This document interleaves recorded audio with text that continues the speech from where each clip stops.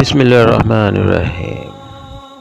अल्लाहुम्मा सल्लि अला मुहम्मदिन नबिय्यिल उम्मी व अला आलिहि व सल्लिम तस्लीमा। अस्सलामु अलैकुम व रहमतुल्लाहि व बरकातुहू। प्यारे दोस्तों, क्या हाल है? खैरियत है? अल्लाह आपको अपनी हिफ्ज़ ईमान में रखे। दोस्तों, प्यारे दोस्तों, अपनी सोच थिंकिंग को हमेशा पॉजिटिव रखें।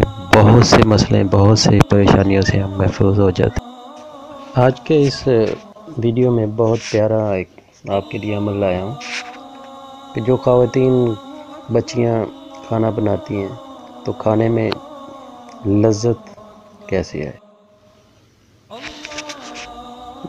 मेरी माएँ बहनें बच्चियाँ जो खाना बनाती हैं उनके लिए एक बहुत अच्छा सा एक मशवरा है कि जब भी आप खाना बनाएं तो बावुज़ू होकर बनाएं और साथ ये विर्द जारी रखें, क्योंकि बावुज़ू होकर रहना, खाना बनाना तो साले औलाद पैदा होती है, साले रिश्ते मिलते हैं, तो बहुत इसका फ़ायदा होता है।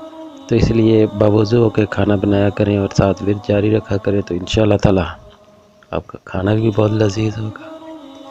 तो आप जैसे ये खाना बनाते हैं, साथ साथ ये विर्द करते हैं, तो इंशाअल्लाह ताला खाना इतना लजीज होगा कि आप हैरान रह जाएंगे।